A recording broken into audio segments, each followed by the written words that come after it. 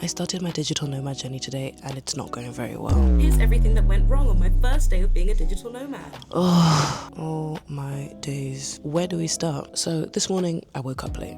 Yesterday I was packing my bag for the first time. I've been avoiding it for a while. That's on me. Cool, fine. We were supposed to leave the house at 6 and my dad shouts my name at like 5:50 and I'm like, hold on. So my dad's angry because he was going to drop me off and then go to work. I've got 10 minutes to like get everything together. I had been editing the last digital nomad video the night before and exporting had just been so slow. So when I woke up, I basically had to like upload it everywhere, also get dressed, also pack up all of my stuff, also pack up the camera and everything in the bags in 10 minutes. I did it in about 22, 25, cool, whatever. Finally get to the airport and I'm like, okay, let me have some breakfast. It's going to wake me up. I don't know if anyone has ever been to Terminal 4 of Heathrow, but don't go. There was just nothing there. It pales in comparison to like Terminal 5. And I ended up going to a Wetherspoons and I knew what I was getting myself into, but I was still disappointed. The breakfast just wasn't it. So okay, cool, fine. Nothing is going to rain on my parade today, other than the fact that I had to pay £52 because my luggage was 11 kilograms overweight. I don't know how it happened, but 11 kilograms is no joke. But cool, fine, this is fine. Finally get on the plane,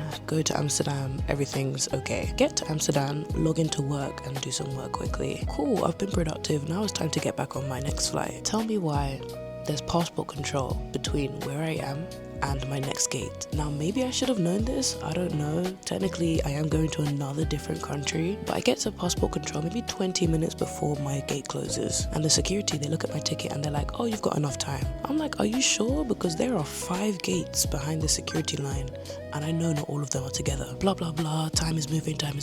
And then I see that my gate closes in 5 minutes and I still haven't got through passport control. So I'm like, hey, could you let me through please? And they're like, sure, we'll let you through. You've got loads of time though.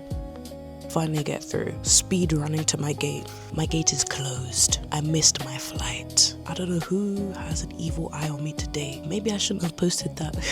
Maybe I shouldn't have posted that last video until I got here, you know. So obviously I'm a bit emotional. And I'm like, what am I gonna do? This is the first time I've ever missed a flight that is like non-corporate. Like everything is on me this time. They're like, oh, walk back that 5,000 hour walk that you just did and go and find like T2 where I can talk to the airline and try and rebook something. I found T2 and they're like, so sorry, we get it, but you're gonna have to go back to passport control and get them to provide proof that they said you couldn't come through. Something like that. I was like, oh my gosh. And they said that I had to do this in order for them to rebook me for free. So I've got no other options. My flight is gone. I go back to passport control. I go to immigration. They're like, actually this one's on you. Unless we pull you out of the line for an investigation, we can't help you. So I'm like, I go back to T2 and I'm just distressed. But then silently, the woman who had previously addressed my case just silently booked me a new ticket. And you know what, shout out to all the women because they were all really supportive. And I was so grateful. So now I'm waiting to go to Paris. And from Paris, I'll go to where I'm supposed to be going. Now, I'm getting there at 11 p.m.-ish instead of 7 or 6. But that's fine because someone else told me that there weren't any more flights to where I was going, so I'm fine with that. But yeah, we've come this far. We're not done. Whoever was wishing me bad luck, blocked in Jesus' name. And I will update you when I get there. Yeah, okay, that's all for now. Bye. See, I'm mostly just annoyed at the fact that by the time I get to my destination, I won't be able to go out and buy groceries. So now I have to think about dinner tonight and I'll probably have to eat out. Or worse, in the airport. That, and now there's added complexity of what's happening with my luggage. Obviously, now that I'm not on the plane I was supposed to be on, but it could be worse. Like, this is genuinely the next best thing, so I am grateful. And now I'm just going to find somewhere to chill for 2 hours, do some work, and if I have time, maybe even start editing this video. So honestly, after that entire debacle, everything went quite smoothly.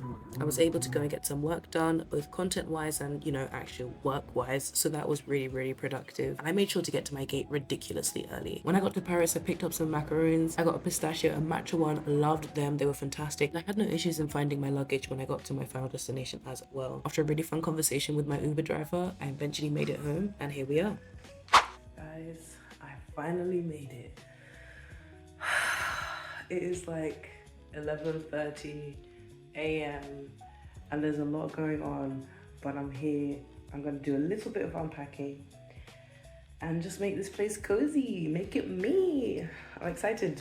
See you in a bit. So much happened today. It was so rough, I'm not even gonna lie, but I'm here now and yeah, I've taken content, Don't know if it could be edited for tomorrow.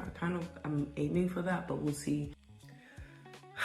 Okay, I'm here, and to celebrate I have some wine and another one of these coconut macaroons that I got from the plane because I got two somehow. I am just so glad I'm here, glad I made it. I'm scared, I'm a bit hungry, but it's quite late and I actually have work tomorrow, so I need to put two and two together. I bought all the teas and things imaginable that I could from London. So I've got Ovaltine, I've got English breakfast, I've got Rugus, I've got a selection of Twinings. I think that Ovaltine maybe will fill me before bed. Obviously I did not arrive in such a time that I could do shopping, but tomorrow morning maybe I'm getting brunch. Maybe. I'm very excited, and I'm gonna have a little sip of this because I'm really proud of myself. Today was a tough day, as I'm sure you have realized in my recount previously. I'm just glad I'm here, like 30 days now of looking after myself, loving myself, and getting myself through this. So thank you everyone for joining me on my journey, and I will see you later. Hey! So this is still the first day, like the first full day of France, but I've decided I'm gonna keep the vlogs and the long form content to my YouTube channel, which I've been trying to get back into for a while. And as for the learnings and answering questions on my digital nomad journey, I'll keep those on short form platforms such as TikTok and Instagram. So if you would like to join me in my real journey and what I'm doing day by day, week by week, please subscribe to my YouTube channel and I will see you there.